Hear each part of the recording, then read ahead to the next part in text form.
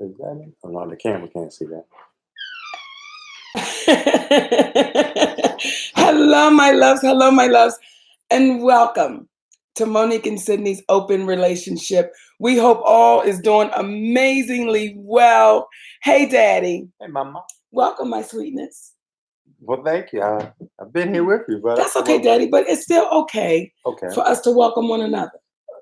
Okay. You know what I'm saying? At the top of the show, it's okay. Welcome. Thank you, sweetness. Thank you. And welcome all of y'all. So today's topic is what, Daddy? Tell me. Are you happy with the spirit that you've been given? Are you okay with you walking around with you? Are you? Come on, we want y'all to call so we can talk about it. 470-282-1802. Are you happy with the spirit that you've been given? Tell them how we came up with this one, baby. On a daily basis, when you're running to people and there's a level of almost sadness, almost as if they don't have control over their lives because life is just happening to them and it's as if they have no say in it. And it's a type of energy that you kind of look at like, are you happy with how things are going for you? And if you obviously are not happy, what is it that you're doing to change your circumstances? And if you're not doing anything to change your circumstances, and or if you are, wherever space you're in, are you pleased with the spirit that is embodied within you to allow you to either take life just happened to you or saying, you know what, I'm going to change the dynamics to better the life. So I'm happening to it. Are you happy with the spirit that you've been given? Let's go to the lines. Hey, you're on with Monique and Sydney. Who's this and where you're calling from? Oh my God. This is really I'm from Chicago. I just wanted to this is oh my God. I'm 17 years old, from Chicago, and I just wanted to ask you a question. I have a similar story that you had, which was the let go of, the group with Tyler Perry, whatever of them. I was in Bible college, and there was a lot of things that went on, and I was let go because I stood up for myself. I was through the Bible college from from my high school. They were paying for my tuition and everything to go to Bible college. And I told my school what was going on about the disrespect, the cussing, the fighting, everything that's going on. And basically what they said was, you have to deal with this. We cannot do anything. And it got so bad to where it was every single day this was happening. And I just want advice to how to deal with it. I think that if you're tapping me to say, go ahead. You know what? You are so wrong for that. I just wanted to make sure. But okay, so 1 second, sugar, and we're gonna get to you. No one knew that I did that. No one knew that I just wanted to confirm that. You know what the tap means. I just wanted to confirm that it was okay. Well, I just whatever. We'll share. Go on and share first, Daddy. Okay. Being that the spirit, I mean, the title of the show is, do you love the spirit that you've been given? The first question I'll ask you is, since you stood up and had issue with that, do you love the spirit that you've been given? No. Tell us why.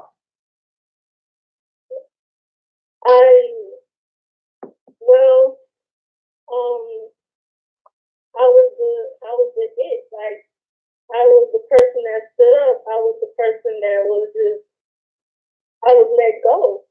And I got so much hate for that and stuff. But on the other side, people's like, you did the right thing. You were supposed to do it. You stood up for yourself. But I lost this opportunity. I lost it. It's like $17,000. You know, it was free, and basically, you know, they were saying just shut up, and don't say nothing. But then me as a person, I couldn't do it. I could not say nothing, and I was stuck in that position to just choose. And I just hated all the backlash I got from it. I lost it.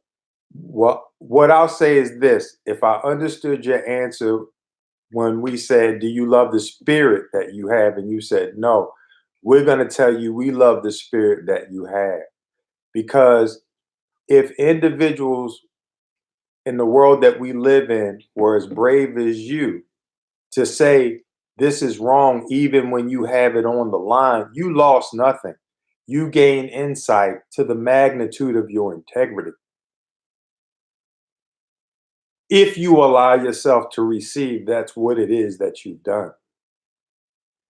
And there are people in their 30s, 40s, 50s, 60s, 70s, and will say, Mo, you're going to sacrifice. I can't let my family crumble. I'm not going to sacrifice money over some integrity. What you've done by sacrificing this is saying, I'm good enough that deserve to be in a positive environment to acquire my learning. Because how am I going to learn if I don't have the peace of mind because I'm surrounded by fighting? Yes. I'm not going to allow myself to be around an environment where I don't feel protected. And the greatest sense and source of my protection is me. You are that. And you know, little baby, if I may say something, to be 17 years old and to take a stand and to be unwavering about the stand you're taking, and you know you're standing for something right, as a 51-year-old woman, I applaud you as a little sister out there in life saying, I won't waver from what I know is the right thing. Right now, it may sting, and at 17 years old, to lose a $17,000 opportunity, so you believe you lost it. You've lost nothing, baby. You've gained so much, and that $17,000 will come back to you 10 times more because you took the position to stand for what was right. Now, humanly, people that may go to your school, or some family members may say, you're stupid, you're dumb, you was just supposed to be quiet, but you knew you would not be able to rest at night if you did not speak up and speak out for what you know is wrong. So, as my husband said, we love the spirit that you've been given, because you've been given that spirit of, I won't waver for the wrong thing. And we think that's absolutely beautiful, baby. And most people will give in to cash. You give others courage. Don't stop. We love you, my baby. Come on, y'all, we're talking about it. Do you love the spirit that you've been given? And hello, Miss Bonita Davis from Baltimore. We love you back. Hey, people in the house. Come on now. Hey. Let me just say this. There are some of us that we don't think about our spirit moving on to the next one. Because what I've come to understand is I'm just the vessel. That's it. Like, because when the physical part of me goes, I believe the spirit of who I am, that's the eternity part. That's the part that goes on. That's the part that's unexplainable. But do I want the person that gets the spirit next? What kind of spirit do I want them to get? Do I want them to get the spirit of depression? Do I want them to get the spirit of misery? Do I want them to get the spirit of giving up, giving in, quitting, wavering, lack of integrity, lack of character? What do I want to give to the next one? Because I'm thankful for whomever gave me this one. So are we happy with the spirits we've been given, but are you thinking about the spirit that you're going to pass on? And when you say pass on, meaning when you transcend to another place and who will encounter you? Yeah. No, Daddy. I mean, like, I believe in one time I was Harriet Tubman. Okay. Is you going to stop or you going I'm to going to continue stop, on? Daddy, because I want that to sink in. I believe at one time I was the spirit of who that person was. And the spirit just kept getting passed down. Okay. So at the end, ever so humbly, the spirit that you'll be is in actuality the spirit that you are right now. The spirit that you are right now is the spirit that you were. Ultimately. Yes. Because if you're just placing it on a costume of a human being, it's no different than if I put on a mask this Halloween and I'm Jason, the next Halloween I put on I'm Fred Flintstone. The spirit of the costume is still me, right? Yes. So essentially what you're saying, if I'm understanding you correctly, is that the spirit of a Harriet Tubman Yes. lies in you. Yes. And it will lie on who you are in the future. So at the end of the day, it's almost like who you are right now, you're carrying it with you, right? Yes. So you're saying, what are you going to take with you? Yes. Like, what am I going to take with me? Right. But what also am I leaving behind? Well, got you. So it's almost like what you're leaving behind is who you are right now. And what you also seem to be leaving behind will be the person that you're going to take with you. Like, when you speak in terms of how you spoke, you've always made your mark in history if you're the spirit of Harriet Tubman. So who we are right now may or may not be indicative of who we're going to be because we're always, if you will, making adjustments if we will allow ourselves to be adjusted when we see that we need adjustments. So appreciating the spirit of who you are, even if you don't right now, what is it that you can do yourself to start appreciating it if you do not? Let's go to the lines. Hey, you're on with Monique and Sydney. Who's this and where you're calling from? Hey, Uncle Sid and Aunt Monique. This is Michelle from Pittsburgh. You know, I always got to call you because I love the topic y'all be talking about. Hey, Shell. What's happening? How are you guys? Amazing, Wonderful. baby.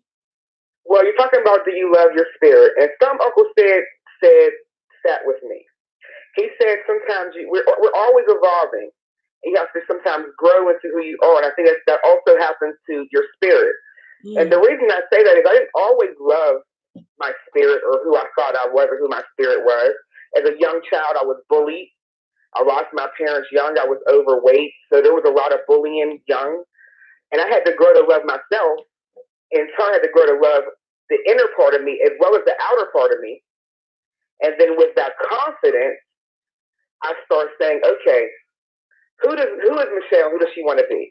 What kind of mark do I want to leave? So with that being said, I try to treat people always how I want to be treated. I try to always have a kind spirit.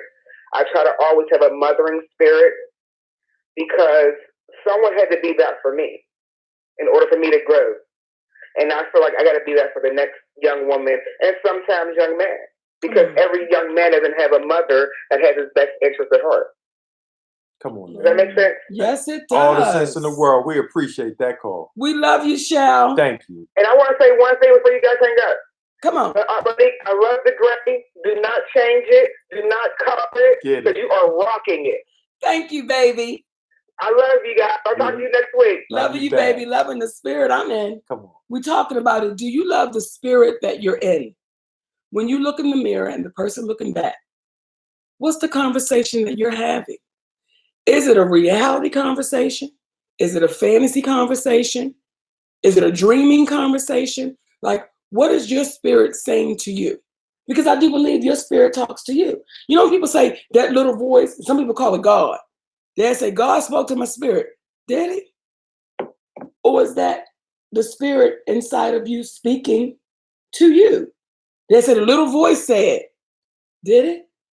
Or was that the spirit inside of you? And I know one time I said on stage that I believe in one of my past lives I was Harriet Tubman. And the people laughed. Like, oh, Monique, well, of shit. But what they did, I really believe that. I believe there was a time I was Harriet Tubman. I believe there was a time I was Hattie McDaniel. But just as long as their life on earth isn't intermingled, that would kind of hint to you weren't them at the same time. Well, I believe Harriet and Hattie was in 2 different periods. There it is. I'm just And me and Hattie are in 2 different periods. Okay. But when you start reading their stories and who they were, I connected with who these people were. And I understood it. And I understood the fight. I understood the stand. Now with Hattie McDaniel, there's a part of her story that I understand, but a part that makes me say, would I have stood for that? Because when you understand this woman's story, and you understand, if you go back and just do your research, please don't ever take our word. Look it up for yourself. I watched Hattie McDaniel give her speech when she won that Oscar. And she said, my heart is too full to tell y'all what I really think, because they wrote her speech for her. So what y'all hear Hattie McDaniel saying, I want to be a great attribute to my race and to those weren't her words. Those were Hollywood's words. Her words were, I'm too full to tell you how I really feel. And I believe, Daddy, that I am the spirit of that woman, or we carry the same spirit, because the night I won it, I believe that her spirit was saying, I took the ass whippings. I took the abuse. I took the inequality. I took the injustices. God damn it, don't you get up there and thank them for something that it's almost you thank them and as that you're being done a favor. You really like me. You're really going to choose me. But when I heard that woman say, my heart is too full to say what I really want to say, in my humble opinion, I believe Hattie McDaniel really wanted to say, y'all can really kiss my ass because y'all set me back by the kitchen. By the kitchen. By the kitchen. You set me back by the kitchen before it got to my category. Then by the time it got to my category, that's when y'all want to bring me up front. So now when the cameras get to rolling, it looks like y'all had a sister sitting at the front table the whole goddamn time. And that was not the case at all. So I believe that the spirit of who that woman was transferred that night. And if it wasn't transferred, it is the reason why people say they have kindred spirits. Come on. And that we share the same energy, we share the same beliefs, and oftentimes it's not based on anything other than what our sister from Pittsburgh just called and said, treated people in the way in which you want to be treated. And that right there seems to be a task for some of us. Let's go to the lines. Hey, you're on with Monique and Sydney. Who's this and where you're calling from? Thank God. Talk to her. Miss This is Israel. Israel, your niece. Hey, my baby. Hey, Peach. What's happening? Hey, Auntie Mo, Auntie Robin, Auntie Tommy, Uncle Sid, my nephews, everybody. I love you guys. I finally got through. You know what?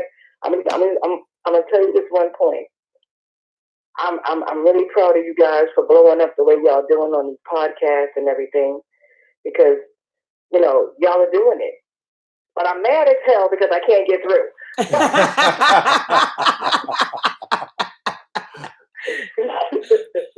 want to keep it all over myself, but I ain't happy about this. No, I'm playing. When it comes to my spirit, in the beginning and before I met Peaches, I hated my spirit. I hated it with a passion. You couldn't get me to look into a mirror if you paid me $1 million. And that was because I didn't like me. I didn't like who I was. I had and I still have a very independent spirit, a very outspoken and very talkative spirit, as you can tell from all them emails, those messages that I send you on Twitter. But anyway, and no one liked it. My family didn't like it. My teachers didn't like it. You know, my cousins used to run and hide whenever we used to go to their home. They used to run it from me because they knew that I was going to come asking a lot of questions, and it made me shut up. I really hated the fact that I was always told no. You know, I don't know. Leave me alone. You know, it bothered me. I was a child. I just wanted answers. So I grew up not asking any more questions. I grew up either seeking the answers myself and having a lot of knowledge and being able to say, bunk y'all, I already know the answer. But it made me angry. So my spirit was angry all the time. Coming in the house, slamming the door, I was just angry. So my spirit, the spirit that I was given was from my mother because she was like that. No one listened to her. She was very independent. You know, I got her spirit. I got my father's impatient spirit. You know, I did not like my spirit at all.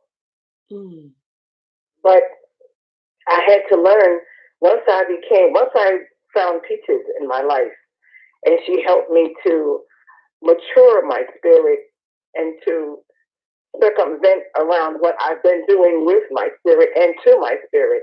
Now my spirit is calmer. It's more reserved. It's more of a wait and see instead of a go make it happen kind of spirit. Sometimes that bothers me because I feel like I'm procrastinating. But other than that, I like my spirit now. It took me a long time. We've been together for 25 years. And it took 25 years to grow and to manifest this spirit. And I believe like a long time ago, you told me, Auntie, when I was watching you on Periscope, and you were sitting on the floor after your exercise with Dwight, and you said, well, little cousin Dwight, and you said, you know, Israel, I know in my former life, you and I were sisters. You have no idea what that did to me. I cried on the other end of my cell phone screen because I was so touched to know that. I was like, wow, because I've always felt, even watching you as a kid, that we were the same in so many ways. You know, the same bad things that happened to you happened to me. You know, the same good things that happened to you happened to me. And I was like, dang, we really are sisters. So you have also helped to manifest and to grow my spirit to what it is today. And I want to thank you guys for that. And Uncle, you have grown my spirit to be a lot calmer and more reserved as well, because you are still that grandfather on a rocking chair sitting on a porch that lets me know when I'm wrong. And I appreciate that. Yes. You know, but we're going to see you guys on May 11th. Yes, we already got our tickets. And we are going to be out there hopefully in June in Las Vegas. We love you, Israel. We love Peaches, baby. We love you guys too. Thank you. Bye. Love you, baby. You know, she just said something that rang for me. And she said, Peaches changed her spirit. And I would have to say the same about you. People will say to me now, Mo, your energy seemed different. You just seem like you're a little calmer. You seem like you ain't it. Because the spirit of who he is did calm the spirit of who I am. And someone wrote in the room, Mo, you just read those people's stories and you can connect with what they've been through. But your spirit is your spirit and their spirit is their spirit. And I'm going to tell you why I disagree with that. And you tell me what you think, Daddy, okay? Sure. Because yes, I've read their stories. And I've read the flaws of them as people. And when they passed it on, it's up to whoever gets it. Will I repeat it or will I make it different? For example, when I read about Hattie McDaniel, like myself, a few husbands, Hattie McDaniel, like myself, quite a few men's, Hattie McDaniel, like myself, quote unquote, was a boss. And that's how she left here. She left here by herself. She left here not in a marriage. She left here with no one by her bedside. And when you read her story, and the nurse says, she was the nicest person I've ever met in my life. However, no one showed up when she was leaving. Now, let me say this. We don't know if it's 100% true because none of us were there. So let me put that out there. But what I read from that story, I felt like I was reading what was real. So now it is up to me to say, What will I do with it? Now, I was going down the same path. Please know that. Third husband, men in between, men before, shit, men doing. Because I was still in that space of, I'm the boss. I'm running this. And when you a boss, don't nobody check you. Don't nobody put you in your place because you writing the checks, you fixing shit. You are that boss bitch, baby. And when you read her story, that's who she was. However, she loved her community. She loved her people. And she loved her community and people so much, she gave it all away. So when I look at that woman's picture that's in my closet, I can't help but to see it every morning and every night that I'm here. That woman is saying to me, don't end yours like I ended mine. I'm giving you something different. I'm giving you the blueprint. I'm giving you the lesson. Now, what will you pass on to the next one that gets you? So that's what I really believe. Not nothing made up, not nothing spooky. I truly believe that. I truly believe when you get those spirits, it's now, okay, what will you do with it? And what will you pass on to the next one? And I hope what I pass on to the next one is you won't never write no damn speech for me and make me say your words because they're not mine. They're yours, and you protecting you and your business because you got to make sure we can't say what's real. So I believe that. I believe in with the men and the husbands. That woman is saying, listen, at what point will you get it? So when you pass it on to the next, the damn hurt ain't the same. The pain ain't the same. And I'm thankful that I'm getting to that place, and it can still be challenging. Please hear me, y'all. I don't ever want to come off like I got this shit on lock. And I'm just, I got it. Because I can still be challenged. I can still be spoiled. I can still be challenged with the boss because you've been so used to it and you've been so used to running it. And so it is now up to the spirit that I have to say, okay, what do I want to pass on? Do I want to pass on the boss bitch spirit? Or do I want to pass the spirit on as treat your mate how you want to be treated? Treat your children how you want to be treated. Treat your friends how you want to be treated. Treat the people you play with and work with how you want to be treated. So for me, again, I believe that I was given that spirit for a reason. Based on what you said, I think you and the young lady who you disagree with can both be right. Because in you connecting with her spirit, as she said, and you essentially saying you were given that spirit, at the end of the day, you're able to connect with those individuals, whether you were them in another life or whether your life is just similar, because there's a lot of lives that are here in this world we live and a lot of lives that have existed, and we connect with what we connect with. But most people have a tendency of knowing at some point in their life of what it is to be on the outside looking in. And when you know what that is like, then you are just like our sister from Pittsburgh who said, you just want to treat people in the way that you want to be treated. And that will probably allow you to better like your spirit. Now, here's another question I have. And the calling number is 470-282-1802. But here's a question I have. Are you a great pretender? Are you a great pretender? Let's go to the lines on that one. Hey, you're on with Monique and Sydney. Who's this and where you're calling from? Monique, it is Mama Bud from Albuquerque. Hey, baby. How are you, darling? Amazing, Mama. How you doing? Baby, I am blessed beyond belief. Talk to us. Now, that was the spirit. And it came through. Said what it needed to say. And come on now. Then disconnected. Come on now. Now, y'all, when I say, are you the great pretender? That's something to think about. That's something to think about. And we're going to talk about it when we come back right after this break. Yeah, and now we're back. Did you like it, Daddy? I love it. Are you a great pretender? Are you a person that posts positivity every day on your internet page?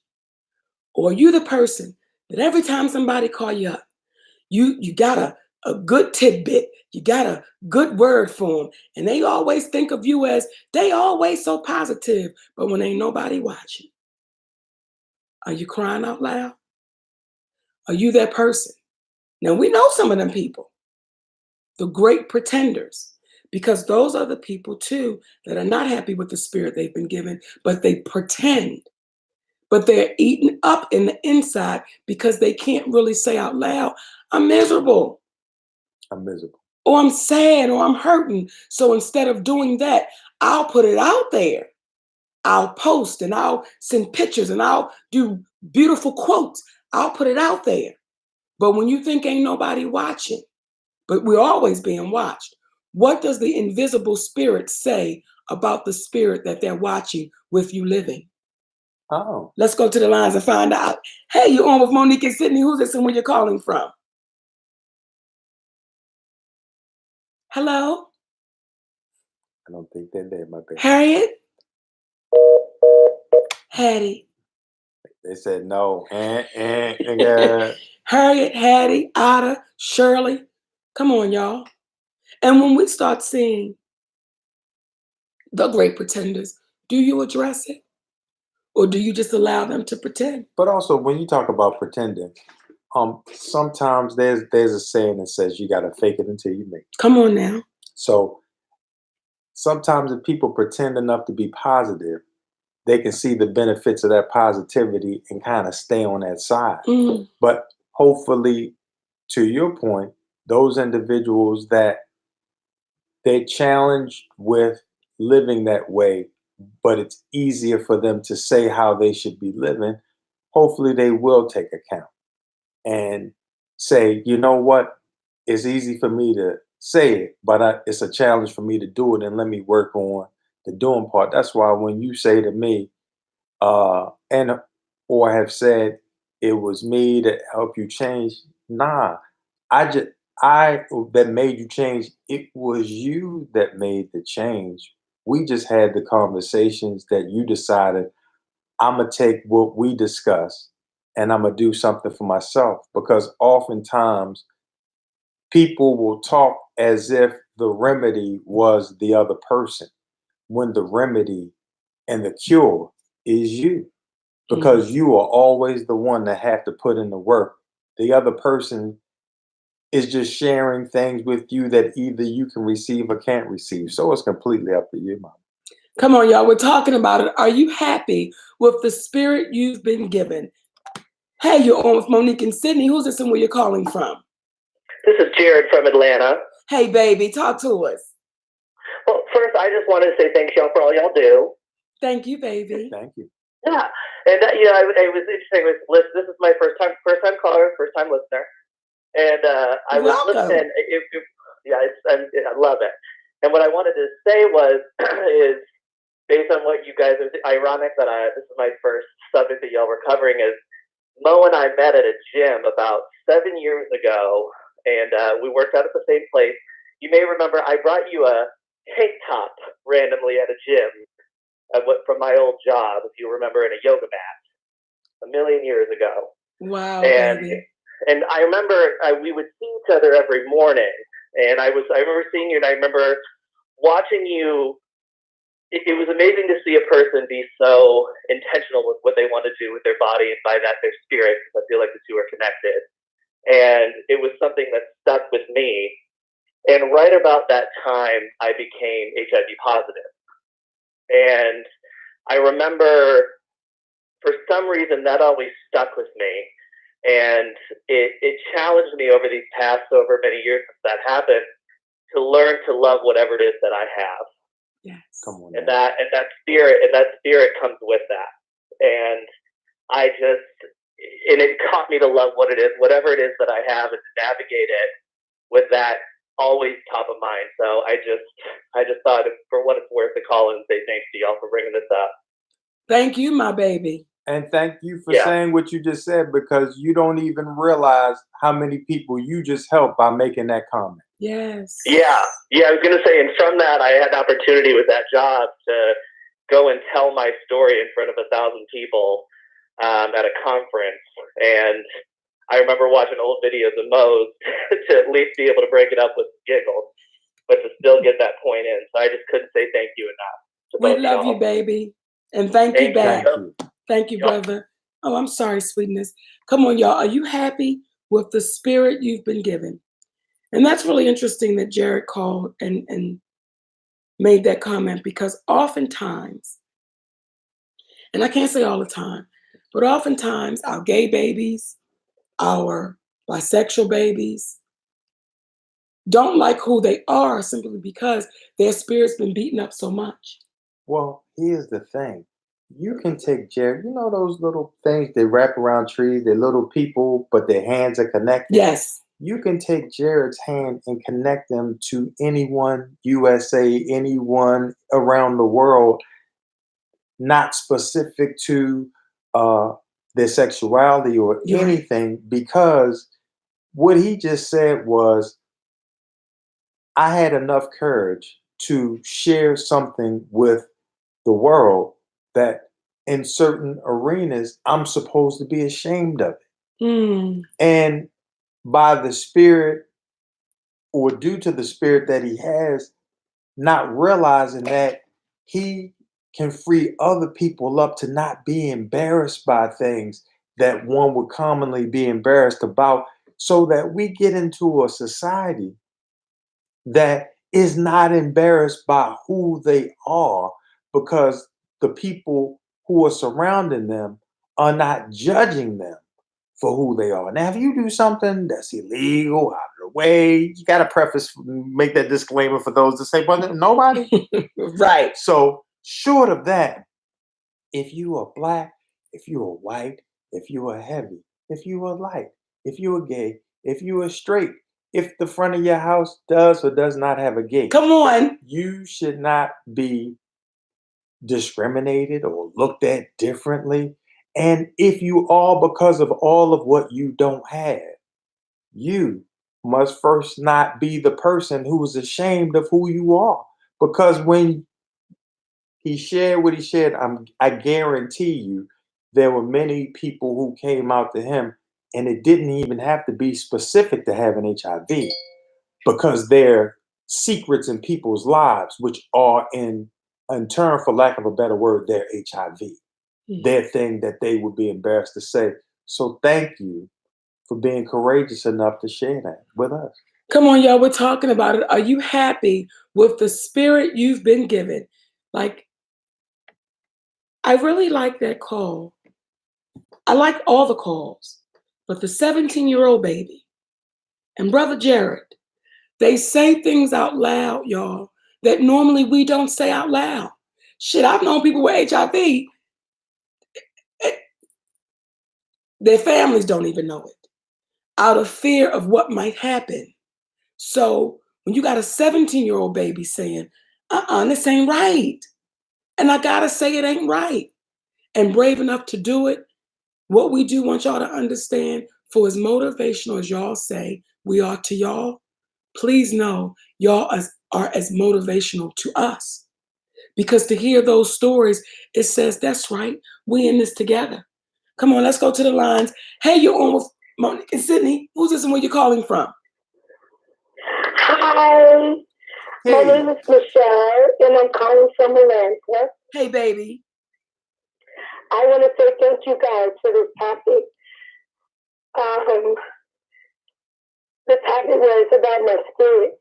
Yes. And right now, I'm in a lot of pain. I gotta be honest. My family, I was conceived at a rape. And by me, I was conceived at a rape. I've been blamed for it from my family, my mom. They treat me like the black sheep, like it was my fault. They have hurted my children and my daughter to the point that it's ridiculous for a family to treat children like they are nothing. And so right now, in my spirit, I'm in a lot of pain. My daughter is 17 years old, And both of my siblings, one is in her 30s, almost 40. The other one just turned 50 on the 30th. And my mom is almost 70. They diminish my daughter on Facebook. Like she wasn't nothing. They call her bitches. They call her all kind of names. She never disrespected them. Never did. And it's like, how can you handle that type of spirit? How can you get past that type of spirit that's being passed down? Because that pain right there is still like torture. And that's ridiculous. I don't want to feel like this, and my children don't want to feel like this. How do you get past that? You go ahead, baby. First thing I would say is no one can understand exactly what you're going through in the manner that you're going through it except for you. But the one thing that we would say when you say, how can you do it? How many children do you have again? I'm sorry. I have 3 grown children, and then I have a 17-year-old. I got separated from my 3 grown children because of my mom. She was on drugs at that time, and she kicked me out on the street because I wouldn't give her no money. So they took my kids, and so we still dealing with all that as well. So, but we getting past certain parts, but it's hard because it's challenging when your family constantly keeps dumping this pain on you. The reason why I asked you that question is because when you say, how can you do it? It's because, and how you do it is because you have to. You have to find a way because you have 4 children. You have to find a way.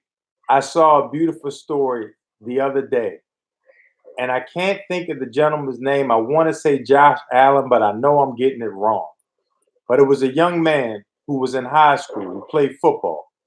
And while he was playing football, he lived in the car with his father and his 4 other siblings. And it was 5 of them who lived in a car throughout high school. He was speaking about how things that were abnormal became normal to him, like living, sleeping, eating, drinking inside of this vehicle. Somehow, his outlet was on the football field where he played at his high school, averaged about 15 yards a carry. By the end of his senior year, no one still knew who he was until there was an individual who saw him and said, you should put your information up on Twitter and let the world see. He did what he was told to do. And that individual who met him met another individual and said, what do you think about this kid? Because I think he can be somewhere, but nobody's recruiting him. And you know how it is. When no one recruits you, then everyone thinks you're not recruitable. What can we do for him? So he says, well, where do you think he can go? He said, I think he can play at Alabama. So they called the guy Nick Saban up because he needed a running back over at Alabama. Fast forward to him showing his imagery on Twitter, got him some offers. But it's the day he's supposed to announce where he's going to go play college ball. He then, while he's about to make his announcement, right before, he gets a call from Nick Saban at Alabama, and he says, do you still want to play for Alabama? He said, yeah. He said, you come on and play for Alabama. 3 years later, he's walking across the stage with an NFL contract. Because when his father and his brothers and sisters were in that car, they kept going on. So you got to continue to go on because you have to. You have to. You have to. Like, I just want to say something to you personally, because I know what it's like to have a family that you're born into, but you always feel like you're fighting against these people, or you're fighting with these people that you were born to. And I can remember the last time talking to my biological sister. And her name is Millicent. And she referred to my children as them things. Them things. And I had to bust out laughing because I had to say, life is treating you so terrible that you would go after children. My children have never done anything to you, never said a bad word about you, but she referred to them as them things. Now, that's the last time me and my biological sister didn't talk because I had to block her. And I had to wind up blocking my biological family. And I'm not telling you that's something that's easy because they're the first people we know. And we feel like when it's family and it's blood, you got to go through it. You got to take the mistreatment. You got to take the abuse. But goddamn it, we created our own families. We created our own families. So when you get to a place, sister, as my husband had to say to me, Mama, when you get to that place where you know you can't take any more, I can't get you there. That one can't get, only you know when you've had enough. And when I had enough, and I had enough of going through what you're going through right now with that pain, because it's real. I understand what that pain is when you're looking and you're saying, this is my mother, this is my father, this is my brothers, that's my sister. What are y'all doing? And you feel like people are looking at you like, but that's your family. Well, what I had to do was I had to cut the cancer out. And that cancer was my biological family. Now, I don't tell anyone to do that because what I will say is give it your all, give it your best, try as hard as you can. However, when you get to that place where you say, listen, I'm sick and tired of being sick and tired, you then make a decision. And the pain I'm hearing you deal with right now, sister, I've been there. I've been there. I've been there crying to my husband saying, but why would my mother? But why would my father? But why would they do it? And why would they say it? And he said, Monique, what you can't do is speak for nobody else. You got to be responsible and accountable for yourself. And when I was dealing with that kind of pain, guess what I wasn't? I wasn't a good wife. Guess what I wasn't? I wasn't the best mother I could be because I was so wrapped up in the pain that I was getting from those people. So you're at a crossroads, sister, where you've got to make a decision. If you choose to want to keep standing in that pain, I understand that too. It can be very comfortable being miserable. However, if you choose to want to do something different and you say to you and your children, listen, y'all, it's us. And we got to keep pushing through. I can't tell you what's going to happen overnight, but what I can tell you is it does get better. And we love you, sister. And we hope you can feel the hug through the phone. I really appreciate it. I disconnected from them just yesterday. Me and my daughter did, but it hurts. I can't say it don't. I know. But it do hurt. I know. I understand that hurt, baby. But what I am saying to you is, remember earlier in the show, and Sid said, you got to fake it till you make it? Yeah, I heard him say that, yes. Hold on to that. See, that brother that got that NFL contract, his daddy was like, listen, we're going to stay in here till we can make something different. So if you want to stop feeling that kind of pain, it is totally up to you. Your mama ain't going to change it. Your sisters ain't going to change it. Your children ain't going to change it. The one that's going to have to change it is going to be you, and you are the matriarch to your children.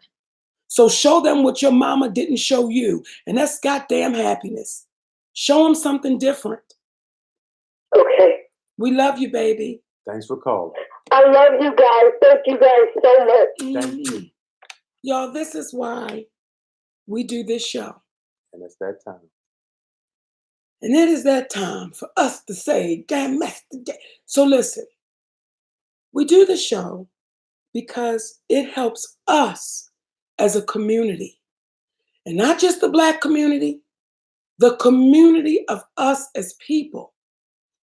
Because with some of the callers, you don't know what color they are. You just hearing their hearts. Mm-hmm. And you're hearing people call up with no filter. They're saying, this is what I'm dealing with right now. This is why this show, in my humble opinion, is necessary. because it helps us to deal and to keep going and not feel like we're being judged. That's it. You want to have any final words, Daddy? The realest judgment is going to come from you about you. And when you stop judging you more harshly than the individuals on the outside could ever do, then you'll find a way to cope with people's ridicule, because it's just a part of life. Who are we not to get ridiculed? Who are we not to have Christian Alexander every week call in despite all the positivity we try to share and say something negative? The world wouldn't be right if you didn't have some sort of bacteria in it to pull out the glial cells in your body to attack them so that you can be strong enough to combat it. You have to. So that being said, love. That did tickle me, baby. You call it bacteria. The negativity of bacteria, yeah, it's bacterial negativity that he brings to the forefront. We can't do anything but appreciate you, brother or sister. And not only do we appreciate you, we appreciate every single one of y'all that take your time out to listen in, and you listen with your ears, your mind, and your heart. Absolutely. Because you could be anywhere else doing anything else. So we want to thank y'all for joining us today. And we also want to welcome all of y'all out.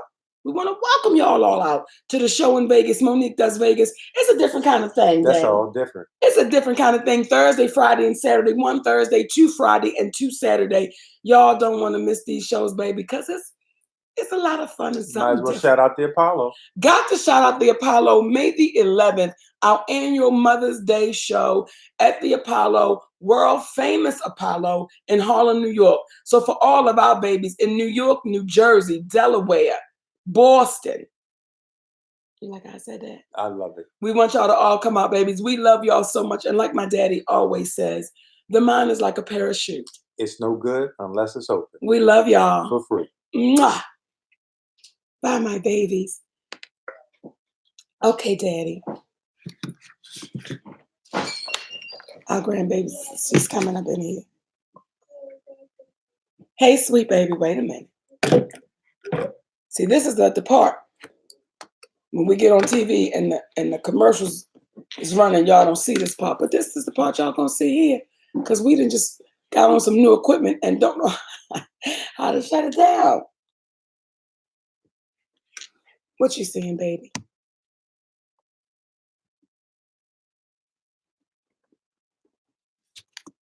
We love y'all, my sugars. For free. And we gonna see y'all next Wednesday.